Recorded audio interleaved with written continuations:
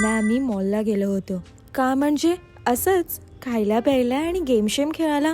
Bowling म्हणजेच. बघा आता आम्ही काय काय केलं. तर चला बघूया. एक्सपिरियालाच गेलो होतो आणि तिथे जाता जाता कसली ती ट्रॅफिक भाई. सगळ्यात पहिले ना मला मिनिसोला जायचं होतं, पण मिनिसो इथे परमनंटली बंदच झालं.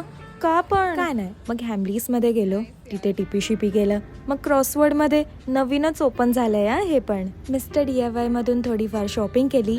मग नॉमनॉम एक्सप्रेस मधून घेतला आम्ही त्यांचं बाव, एक पनीर, मशरूम आणि चिकन मध्ये.